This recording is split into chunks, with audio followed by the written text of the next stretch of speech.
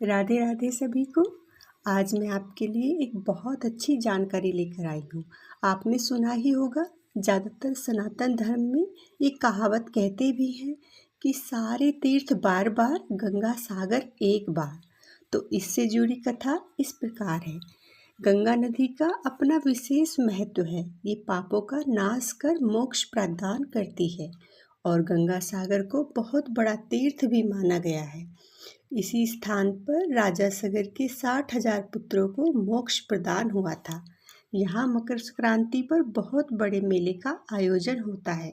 यहाँ पर लाखों श्रद्धालु गंगा सागर में स्नान के लिए आते हैं। कहते हैं मकर संक्रांति पर यहाँ स्नान करने से 100 अश्वमेघ यज्ञ का और 1000 गौएं दान करने के बराबर फल मिलता है। गंगा नदी गंगोत्री से निकलकर पश्चिम बंगाल में आकर सागर में मिलती है और गंगा सागर के इसी मिलन को गंगा सागर कहते हैं। यह स्थान देश में आयोजित होने वाले तमाम बड़े मेलों में से एक गंगा सागर मेले के लिए सदियों से विश्वविख्यात है। हिंदू धर्म ग्रंथों में इसकी चर्चा मोक्ष धाम के तौर पर की गई है। पश्चिम बंगाल के दक्षिण 24 परगना जिले में स्थित इस तीर्थ स्थल पर कपिल मुनि का मंदिर है। उन्हें भगवान राम के पूर्वज और इक्ष्वाकु वंश के राजा सगर के 60,000 पुत्रों का उद्धार किया था। मान्यता है यहाँ विशेष तिथियों पर स्नान करने से मोक्ष का द्वार खुल जाता है।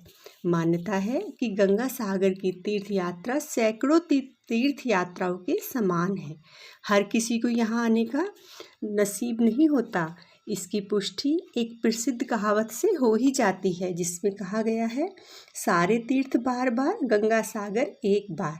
हालांकि ये कहावत उस जमाने की थी जब यहाँ पहुँचना बहुत कठिन था। आधुनिक संचार साधनों से यहाँ आना सुगम हो गया है।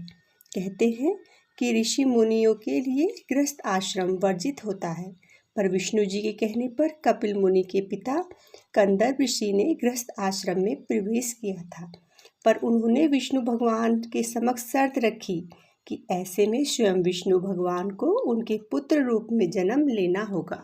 भगवान विष्णु ने शर्त मान ली और कपिल मुनि का जन्म हुआ। आगे जाकर कपिल मुनि गंगा सागर के तट पर आश्रम बनाकर तप करने लगे। इस दौरान राजा सगर ने अश्वमेघ यज्ञ का आयोजन किया और यज्ञ के अश्वों को स्वतंत्र छोड़ दिया गया और ऐसा मान्य था उस समय कि जहाँ से अश्व गुजरेंगे वहाँ का राजा राज्य अधीनता ग्रहण कर लेगा। अश्वों को रोकने वाले राजा को युद्ध करना पड़ता था।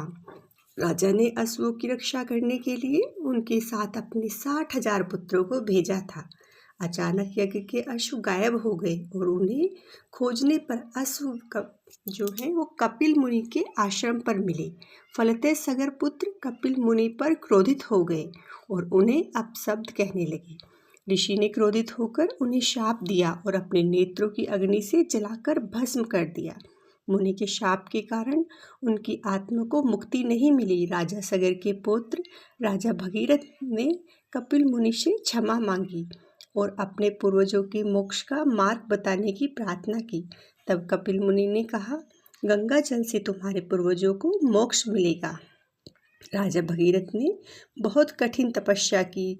वर्षों तक बहुत तपस्या करने के बाद माँ गंगा को प्रसन्न किया। फिर माँ गंगा को मकर संक्रांति के दिन लाकर अपने पूर्वजों को मोक्ष दिलवाया। यही स्थान गंगा सागर कहलाया। इसीलिए इस स्थान का विशेष महत्व है। यहाँ स्नान दान करके मनुष्य अपने अगले पिछले सभी पापों से मुक्ति पाकर मोक्ष को प्राप्त होते हैं और यहाँ पितरों के लिए तर्पण करने से उनकी आत्मा को भी शांति मिलती है। आशा करती हूँ जानकारी अच्छी लगी होगी। चैनल को सब्सक्राइब कीजिए ऐसी ही और सनातन धर्म की जानकारी के लिए और वीडियो को लाइक करके कमेंट में ज़रूर बताइए आप गंगा सागर तट पर दर्शन के लिए गए हैं या नहीं।